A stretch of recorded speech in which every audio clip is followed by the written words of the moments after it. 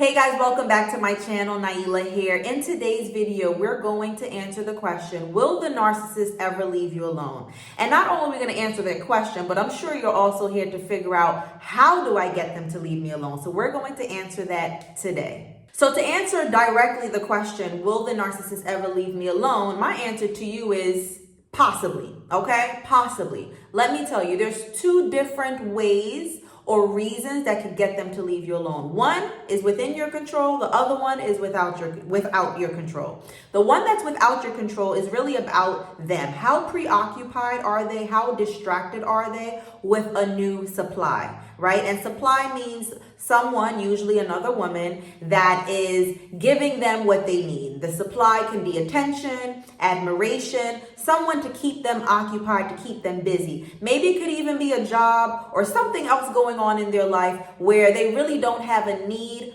to trigger you anymore, to get your attention anymore, because they're getting it elsewhere. And the second reason that can determine whether a narcissist will leave you alone or not is within your control, and that is how you deal with them. So you may be saying, okay, Nailah, what do you mean how I deal with them? How do you choose to deal with them? Listen, they're not going to put themselves in a situation that's going to bruise their ego, that's going to hurt their image, right?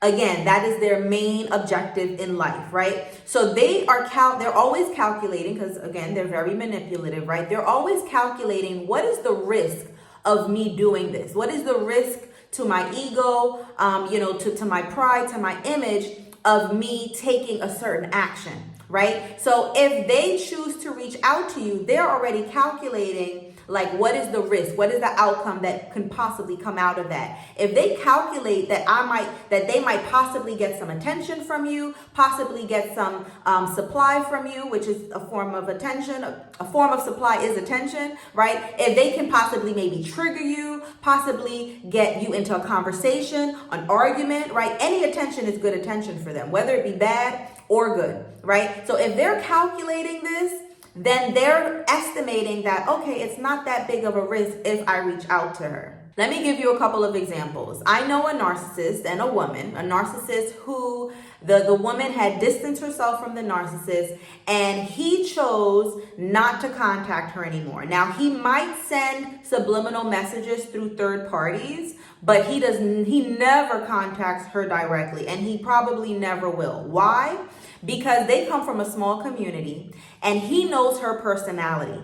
He knows that she will put the whole business on blast if he even triggers her just a little bit. He knows that she will put everything out in the open to their small community of what he has been doing to her, what he has been doing to other people, his past behavior, what he's doing currently. And because he is so concerned about his image, and because they live in this small community, he does not want to take the risk. So he dare not piss her off because he doesn't want to be exposed. Now, on the contrary, I know of another case where a boyfriend and girlfriend, the man happens to be the narcissist, the woman not, and they separated quite some time ago. The woman has children. Sometimes the man reaches out to the kids. Sometimes he reaches out to the ex-girlfriend, the woman. And it's not all the time. It's a couple times a year. Sometimes he uses birthdays to reach out, or holidays, or graduations, just different events, right? Now, again, they're very calculative. So he's calculating, if I reach out through the kids, if I reach out on a holiday, she might be a little bit more receptive to me, right? There are times, though, where he's still able to trigger her and get her into a heated conversation, or get her thinking about something, right? But he's calculating, she's a little bit receptive. She's giving me a little bit of access. If I don't trigger her too much, then she will still allow me to have some access to her, right? I can trigger her a little bit, but he knows her so well. He knows how far to go with her. Listen, it's all a game for them. And again, I know that might sound confusing to you, or it might sound unreal, because for you, you just want peace and happiness, right?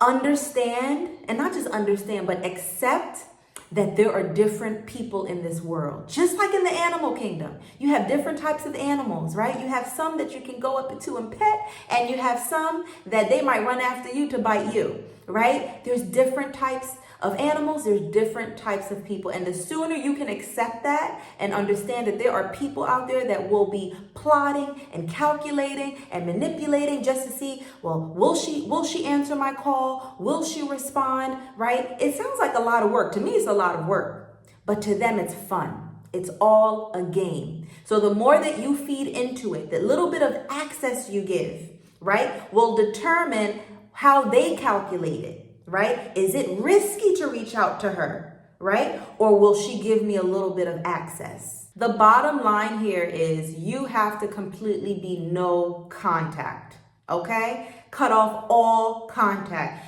The moment, because I gave you two categories. I told you it depends on them, how distracted they are with a new supply or something else, right? How preoccupied they are. But the other category, the other part to the answer of this question, will the narcissist ever leave you alone, has to do with how you choose to deal with them, right? That's the key word, not just how you deal with them, but how you choose to deal with them. You have some power. You have some authority. We can't control what they're doing in their life and what supplies and distractions they have, but we do have a choice on how we deal with people that are coming into our space. We have the choice of how selective we are with people coming into our space and how much access or if any access at all that we allow people to have to us. Now, I know going no contact can be very difficult for people for different reasons. They're afraid they're making a mistake, making the wrong decision to completely cut someone out of their life. They feel guilty, they feel ashamed, they feel intimidated, lonely, whatever it is, right? I understand that. And I'm not saying that that is not something important, but I am saying there is a way to overcome those reasons for not wanting to go no contact. And for those of you who have children, minimal contact. That means only talking about the children, preferably keeping it to email or to text so that there's a paper trail. So the minute they get out of line, there's a paper trail of what's being said, right? But I know it is difficult, but really that is the only way. If you want to be left alone completely, that is the only way. They need to know that you are serious about being left alone, that you are willing to get legal enforcement involved if necessary. You must be left alone, or else they're going to make their life living hell. If you want to get to the point where it is easy for you to not only go no contact, because that sometimes is easy for people, but also to maintain it.